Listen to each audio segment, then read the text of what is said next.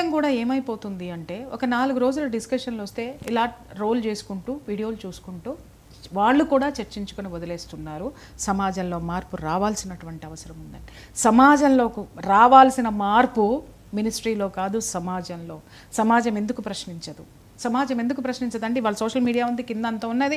ఇంకొక విషయం ఏంటంటే వీళ్ళు గొప్పగా హీరోల్ని భుజాలకు ఎత్తేసుకొని హీరోల కోసం చొక్కాలు చించేసుకొని అమ్మా బాబు సంపాదించిన డబ్బులు తీసుకెళ్ళి ఆ రూపాయలని దండలు కట్టి హీరోల మెళ్ళో వేస్తున్నారు. కనీసం అమ్మా నాన్నకి జ్వరం వస్తే టాబ్లెట్ ఇవ్వని పిల్లలు కూడా ఉన్నారు. అలాంటి యువత ఎవరైతే ఉన్నారో ఆ యువత కూడా సమాధానం చెప్పాల్సినటువంటి అవసరం ఉన్నది. మీ గొప్ప హీరోలు ఎందుకు మీరు హీరోయిజాన్ని ఇష్టపడుతున్నారు అంటే వాడు గాల్లో 10 మందిని దంతాడు, 10 మందిని దాన్ని ఆడపిల్లల్ని కాపాడుతాడు.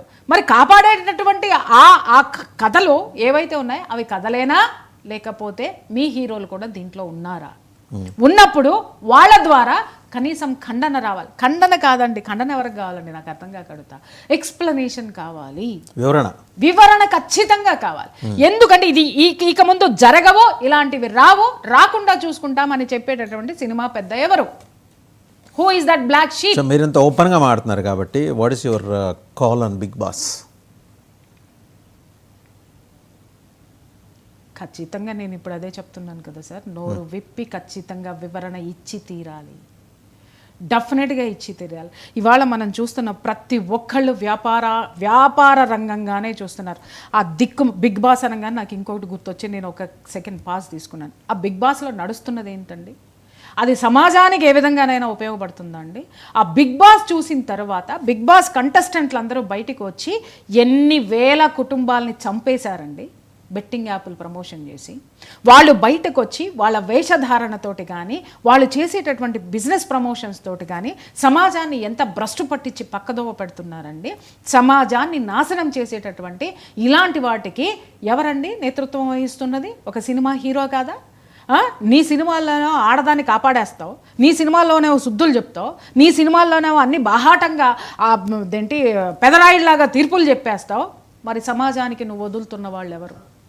సమాజంలో ఇంత దరిద్రం జరుగుతున్నది నీ బిగ్ బాస్ షో నుంచి బయటకు వచ్చేటటువంటి కంటెస్టెంట్లు మీద ఇన్ని ఆరోపణలు వస్తే కనీసం ఒక్క రోజన్నా బిగ్ బాస్ వచ్చి స్పందించినాడా? బయటకు ఎందుకు రారండి వీళ్ళు? వ్యాపారస్తులు. నిన్నగాక మొన్న ఈ మిస్ వరల్డ్ కాంపిటీషన్లో విందు ఇచ్చిన వాళ్ళల్లో కూడా సినిమా ఇండస్ట్రీ వాళ్ళు ఎందుకున్నారండి? హీరోయిల్ని ఎత్తుక్కుంటానికి వచ్చారా, లేకపోతే హీరోయిల్ని సెలెక్ట్ చేసుకుంటానికి వచ్చారా? దేనికి వచ్చారండి అక్కడికి? వాళ్ళకి ఏం సంబంధం ఉందో కూడా ఇప్పుడు చెప్పాలి, ఖచ్చితంగా చెప్పాలి. ఇప్పుడు టూరిజం రంగంకి సంబంధించినటువంటి వాళ్ళు వెళ్ళారనుకుందాం సార్, ఏజెన్సీలు వెళ్ళారనుకోండి, ప్రమోషన్స్ ఇస్తున్నారని మనం అనుకోవచ్చు. కాస్మెటిక్ రంగానికి సంబంధించిన వాళ్ళు వెళ్ళారనుకోండి, ప్రమోషన్స్ ఇస్తున్నారు, స్పాన్సర్షిప్లు ఇస్తున్నారు. లేకపోతే వాళ్ళకి సంబంధించినటువంటి ఆడ్ ఏజెన్సీకి వాళ్ళతో కాంట్రాక్ట్లు మాట్లాడుకుంటానికి వెళ్ళారని అనుకోవచ్చు. వీళ్ళు ఎందుకు వెళ్ళారు? హీరోయిన్లు ఎత్తుకుంటానికి పోయినారా? సరే వెళ్ళినారు. ఇప్పుడు వచ్చినటువంటి ఎలిగేషన్స్కి మీ సమాధానం ఏంటి? ఏ ఆడపిల్ల ఇండస్ట్రీలోకి వస్తే కూడా, నా ఎదురుకుండా ఇంకొక సంఘటన కూడా, చలపతిరావు గారు చనిపోయే లోకంలో ఉన్నారు, ఆయన మీద ఒక ఎలిగేషన్ వచ్చి ఆడవాళ్ళందరూ భయంకరంగా ఆయన్ని దుమ్మెత్తిపోస్తే ఆయనకి హార్ట్ అటాక్ వచ్చినంత పని అయింది. అదే చలపతిరావు గారిని నేను ఇంకొక other side of the coin నేను చూసాను. ఇప్పుడు కాదు సార్, దాదాపు ఒక 25 years బ్యాక్ అనుకుంటా, ఒక సినిమా షూట్ జరుగుతుంది.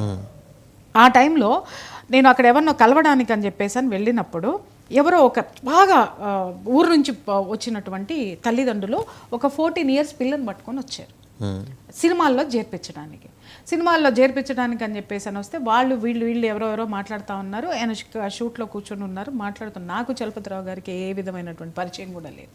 నేను అక్కడ ఏదో ఇంటర్వ్యూ ఎవరితో తీసుకుంటాను కానీ అక్కడికి వచ్చాను నేను.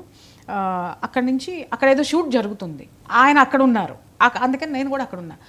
ఆయన అన్నారు, ఏంటి ఇట్రా అని వాళ్ళని పిలిచారు. దగ్గరికి వచ్చి నిలబడ్డారు. ఏంటి ఏంటి ఏంటి ఏంటి వచ్చావో ఏంటి అని అడిగారు. అడిగితే మా అమ్మాయినండి సినిమాల్లో చేరుద్దామని వచ్చానండి, హీరోయిన్ని చేద్దాం అనుకుని వచ్చానంటే ఆయన ఇట్లా చూసి పైనుంచి కిందకి ఇట్లా చూశారు. ఆయన అమ్మాయిని చూసిన చూపుకి నాకు కోపం వచ్చింది.